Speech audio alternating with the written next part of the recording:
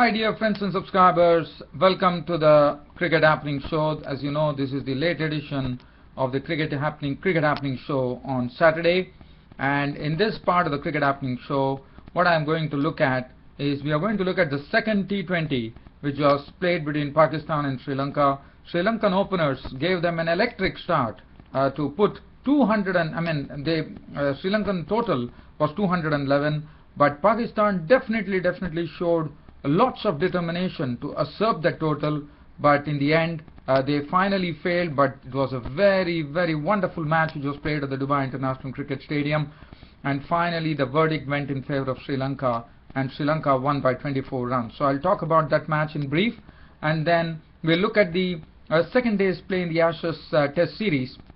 Ashes Test match at the WACA in Perth, the pacey and bouncy pitch in WACA in Perth, where England bowlers did a good turn yesterday by not allowing Australia to march on to a huge total, even though they were 326 for 5 or 6 at that stage. As you know, they were they were 326 for 6, and then the other 4 wickets. England could wrap up the tail pretty quickly, and they were all out for 385. This was some disciplined bowling from the English bowlers, and after that England, towards the close of play, closed on the second day of this third test match at a very I would say a very healthy 180 for 4.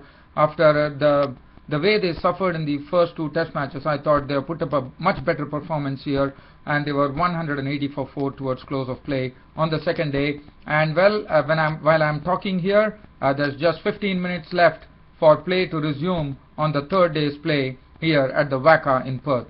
But let me wait for that.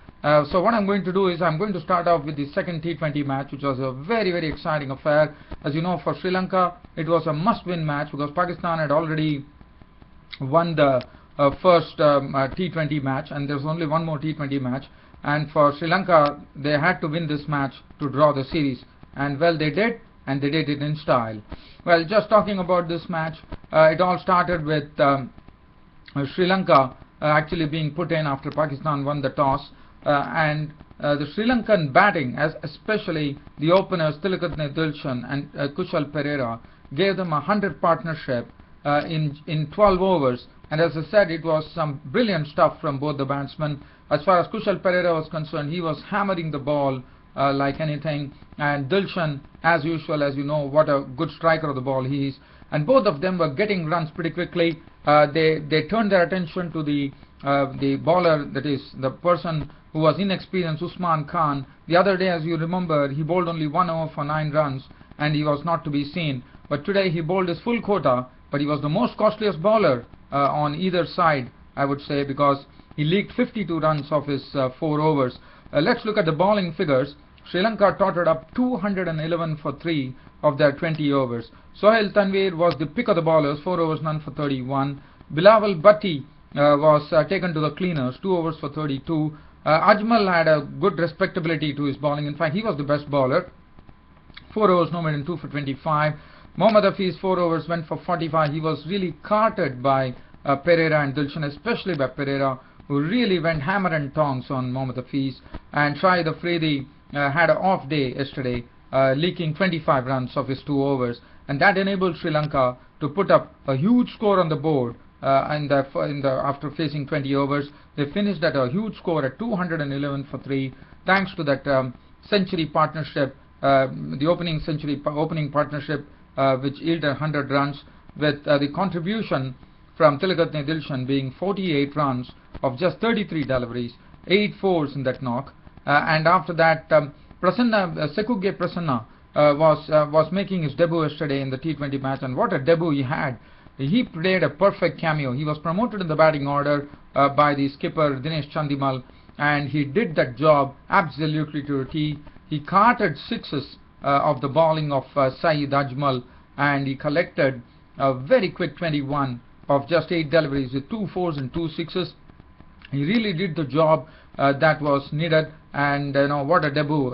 Coming in his debut, was promoted in the batting order, and I thought it was a very wise move by the Sri Lankan captain Dinesh Chandimal and that definitely paid dividends as Prasanna just smashed 21 runs of just 8 deliveries with 2 fours and 2 sixes, and what he showed is that he could be a good hitter of the ball. After that, Sangakkara joined Kushal Perera, and Kushal Perera, in the company of Sangakkara, started growing in confidence and started hitting sixes. Some of his sixes were absolutely mind-blowing, and he packs a lot of punch in his strokes. Kumar Sangakkara, well, the veteran he is, the experienced guy he is, he also went after the Pakistani bowling and started striking them for boundaries and sixes, and he collected a neat unbeaten 44 of 21 balls with 4 fours and 2 sixes. Kushal Perera was out for the last delivery of the 20th over when he was run out for a very well made 84 of 59 balls with 5 fours and 4 sixes, and I think this particular knock would give Kushal Perera lots of confidence. So that was a big total to chase. Now let's look at the Pakistan chase. It was a very interesting chase. Pakistan didn't start off in the right note. They lost a wicket pretty early, with Ahmed Shahzad being a victim of Senanayake, but Sharjeel Khan was the highest scorer, and he really surprised everybody with his big hitting, because one saw in the previous match that he had a good defense, and he was he could really block the balls well and play some good strokes, but one never saw Sharjeel Khan going aerial. But in this particular match, Sharjeel Khan really went after the bowlers. In fact, it was a very impressive knock from Sharjeel Khan, and as you know, Sharjeel Khan, this knock would go a long way, because what he did, what happened was Pakistan lost Ahmed Shahzad and Mohammad Hafiz pretty early. Mohammad Hafiz was out for 7 and 27 for 2, and Sohaib Maqsood joined Ahmed Shahzad, and that is the time Sharjeel Khan decided that the fireworks have to begun, and he started slamming the ball all across the ground, and Sohaib Maqsood in the meanwhile was a victim of Perera for 15 of 16 balls with 2 fours. But then Umar Akmal came in to join Sharjeel Khan, and that was the time Sharjeel Khan exploded.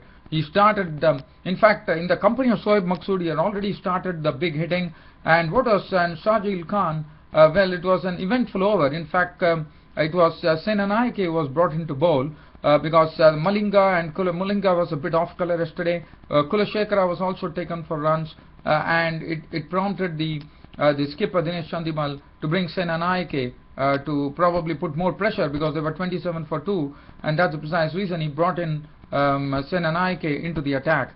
Well, after Sohaib Maqsood's wicket, Senanayake, the first 2 balls that Senanayake bowled was dispatched for sixes by Sharjeel Khan, but in fact it was Sekugye Prasanna who actually was bowling to Sharjeel Khan, and as you know, Sekugye Prasanna had done a good job with the bat, and he was making his debut, so he was trying to prove with the ball. The first 2 balls that he bowled on his debut disappeared for sixes from the blade of Sharjeel Khan's bat. But after that, the third delivery, Prasanna was what happened was Sharjeel Khan tried to give room for himself. He exposed his leg stump, and Sekugye Prasanna very cleverly slipped a full toss on the leg stump, absolutely arrow straight, and it went on to hit the stumps. And Sharjeel Khan, after contributing a very hard hit 50 of just 25 deliveries with 5 fours and 3 sixes, really gave the impetus to this Pakistani innings. And with his dismissal at 83 for 4, suddenly there was a real collapse in the Pakistani batting order, as they lost Umar Akmal, Umar Amin, Bilawal Bhatti, and even and Shahid Afridi in pretty quick succession. And Pakistan were from 83 for 4 after Sharjeel Khan's dismissal. They succumbed to 121 for 8, with Shahid Afridi also returning back to the pavilion with a very hard hit knock of 28 of 13 balls with 2 fours and 2 sixes. I thought he did this job, but after that there was absolutely no hope. 121 for 8, that was in the 14th over. But Sohail Tanveer, when he came in, he had real ideas, and Sohail Tanveer along got good support from Saeed Ajmal, who also slammed 20 runs of 15 balls with 1 4 1 6. But Sohail Tanveer was simply class, because what he did is that from 121 at 121 for 8 in the 14th over, Pakistan were absolute no-hopers at that time. Nobody would have given them a chance. But Sohail Tanveer suddenly came in and changed the complexion by started gathering runs at a very quick pace. In fact, 63-run partnership for the 9th wicket, and well, it was absolutely scintillating stuff. scintillating stuff from then on. In fact, in probably 33 or 34 odd deliveries, he slammed 63 runs along with Saeed Ajmal, as I said, who contributed 20. But Sohail Tanvir, what was good to see, he put Lasith Malinga for 3 fours in a particular over, and that was something. That was something to really a joy to behold, because anyone treating Lasith Malinga in such a style is something pretty rare as far as international cricket is concerned. But here is Sohail Tanvir was, as he almost made Pakistan get hope with his big hitting, and he had taken the score on to 184, and that was the time Sohail Tanvir's wicket was gone, as Malinga was the person who actually picked up his wicket. He was gone for 41 of 26, 5 fours and 1 6. But what was good was that Pakistan really made a fight of it in the end. And probably Sri Lanka would have been thinking at 121, it's all over. I mean, they are going to win the match. But Sohail Tanvir came and almost gave Pakistan hope. And the end, if you see the victory margin, it only separated them by 23 runs. What a match! But at the Dubai International Cricket Ground, Usman Khan was not out on 2, and that was over. Saeed Ajmal was the last man out, 187 all out. Thus Sri Lanka winning that particular the second T20 match by 24 runs, and also squaring the T20 series 1-1. But bowling figures, well, Malinga got some tap from Malinga had bowled very well till such time, but in that particular over where Sohail Tanvir slammed him for 3 boundaries, that's what spoiled his figures. 4 overs, no maiden, 1 for 30. Kulashekara, 3.2 overs, no maiden, 2 for 23. Senanaike was the pick of the bowlers. Either side, I would say, was the pick of the bowlers, because 4 overs, no maiden, 27 runs and 3 wickets, and he was the one who really started disturbing that late middle order, and that put the immense pressure on Pakistan. Angelo Matthews bowled only 1 over for 10 runs. Dilshan bowled 1 over for 13 runs. Sekugya Prasanna on his debut was carted for 45 runs, but he took the very important wicket of Shahjeel Khan, who was looking dangerous. Tisra Perera bowled 3 overs, no maiden, 2 for 36. And as far as the man of the match was concerned, well, it went to player of the match.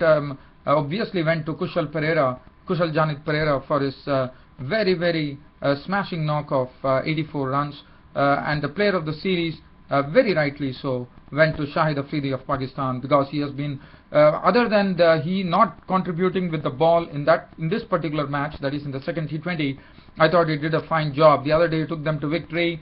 He also contributed a quick 28, and that was it. The second T20 was all done. The T20 series was drawn by Sri Lanka 1-1. So now the focus shifts on to the one-day internationals. Well, but I thought the people at the Dubai International Cricket Stadium definitely had their money's worth yesterday, seeing such a wonderful match, which really became pretty exciting with Pakistan taking up the challenge. Well, from here the focus shifts on to the Ashes Test series. As I said, I'm just going to talk in brief about day 2, where Australia resumed at that overnight score of 326 with I think it was Johnson and Stephen Smith at the crease, but the English bowlers really made very quick inroads on the second day morning. As first it was the wicket of Mitchell Johnson, who was caught by Pryor, the bowling of Broad, on his overnight score of 39 with 6 boundaries. Later on, Stephen Smith couldn't contribute much after making Nelson, that is 111 to his name, with 14 fours and 2 sixes, was a victim of the bowling of Anderson. And then Ryan Harris could contribute only 12 runs. He was also a victim of Anderson. And then Siddle was bowled by Preston for 21 with 3 fours. Nathan Lyon was not out on 17 with 4 fours. And that was it. Australia couldn't contribute much. If you see, they contributed just 59 runs. But I thought it was some good work by England, because in the past we have seen that England definitely allowed the Australian tail to wag, and this time they saw to it that they are not going to give Australia any chances here by allowing the tail to wag, and they got Australia all out for 385. Anderson had 2 for 60, 3 for 100 for Broad. Bresnan got 1 wicket for 81, 1 for 63 for Stokes, and 2 for 71 for Graham Swan. So as far as the England reply was concerned, well, the England reply, Alistair Cook was really searching, in the sense he was really under immense pressure after that failure in the second test match, and he and Carberry opened the innings, but they gave a decent start to England by really staying there. But Alistair Cook was playing and missing. There were a lot of edges going, Michael Carberry, well, he looked pretty tight in defense. He also played some very good strokes. One of the strokes really one remind, and this is a stroke which I have seen that Michael Carberry plays very well. He was definitely out in the second Test match, as you know. He played that Gordon Green like stroke on the onside, where he actually lifts his leg and pivots himself and he actually flicks it away. I mean, it is not a flick; it is a sort of a swing down the leg side for a boundary. And well, I thought it was absolutely representing the old exterior Gordon Greenidge of West Indies, because the stroke that he played was absolutely resembling that. But I thought he placed that stroke with great control. He hit a boundary too yesterday, and Michael Carberry, according to me, looked very good. And that partnership really took gave a good opening, as I said, a decent opening partnership of 85 for the first wicket. Harris was bowling pretty well. In fact, he was pretty unlucky not to get Carberry's wicket, but then Alistair Cook, I suppose. And then finally, the first wicket was taken by Ryan Harris as Michael Carberry was clean bowled after making a very good 43 with 8 fours and 1 6. After that, Joe Root, there was some controversy there because hotspot was available.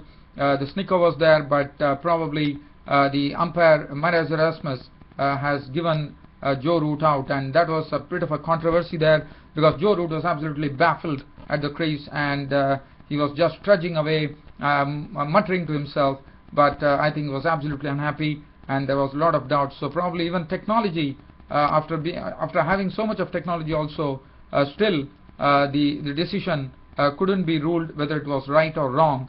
But unfortunately, Joe Root had to go, caught behind by Brad Haddin of the bowling of Watson for 4, and that made the score 90 for 2. And then Alistair Cook, after really warming up there with a knock of 72 with 10 boundaries, was a goner, as he was caught by Warner of the bowling of Nathan Lyon, the Rana Murphy. And then Peter Siddle, well, as you know, Kevin Pietersen always has been, Peter Siddle won the battle. He always wins his battle. He's always won the battle against Pietersen, and Siddle has the proud distinction now of having dismissed Pietersen, I think, 10 times. And yesterday was the 10th dismissal for Siddle. And Siddle, what he did is Kevin Pietersen tried to actually pull the ball over square leg, and only succeeded in getting the ball into the air. But it was a wonderful effort by Mitchell Johnson, who held a very difficult catch. He had to run backwards, but he held on, and that was a very important wicket just before, not really close of play, but probably 45 minutes before close of play, and Kevin Pietersen was gone, and Siddle had won the battle. Siddle was absolutely pumped up with that wicket because he's the one who has always won the battle with Kevin Pietersen. He was gone. Caught Johnson bowled Siddle for 19 with 3 boundaries, and finally it was left to Ian Bell and Stokes to take them to stumps at 180 for 4. Bell's contribution being an unbeaten 9 with 1 boundary. Ben Stokes was not out on 14 with 3 boundaries. Of England ending at 180 for 4. So right now they still trail by 205 runs.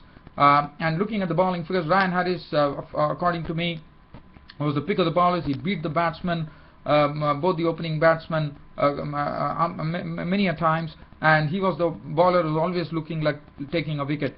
15 overs, 7 minutes, 26 runs on 1 wicket. Then Shane Watson, 9 overs, 2 minutes, 1 for 32 for him. Peter Siddle getting the wicket of Pietersen, 13 overs, 5 minutes, 1 for 27. And Nathan Lyon, 16 overs, 6 maidens, 1 for 39. As far as Mitchell Johnson was concerned, he was the only person who couldn't get a wicket. He was wicketless, 15 overs, 6 maidens, none for 43. But well, for England, as I said, we still have it's time now for the battle to resume at the Wacker ground in Perth. As I am talking, and I will quickly check for a live update. But before that, I would like to just generally tell that for England, well, they have their work cut out. The ball will be, the ball in the sense the new ball is going to be due in probably some time. But yes, that will be a real battle for England, according to me, because the new ball is not pretty far away. So once the new ball comes in, that could really pose some problems, and so probably Australia will be hoping that they could wrap it up.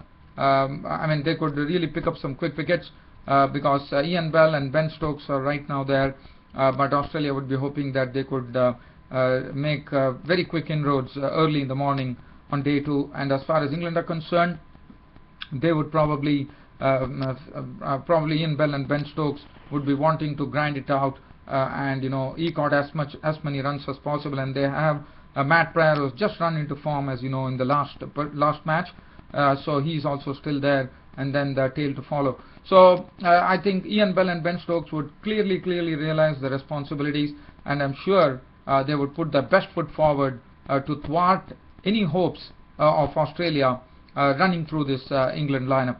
Well, dear fans and subscribers, what I see here is that play has still not started at the WACA ground in Perth. We are still waiting. There is no news as such, but it's almost coming to the scheduled start of play on the 3rd day at the WACA ground in Perth. Well, one does not know whether there is any rain over there, but one has to go, so I don't have any update right now. But yes, tomorrow your host Ram will be there to give you a full cricket report on this on the day 3 of the Ashes Test match, of the Commonwealth Ashes Test match, which is being played at WACA in Perth between England and Australia. Well, that's it from your host Ram for today's cricket show. Your host Ram will be seeing you tomorrow. Until then, it's good night.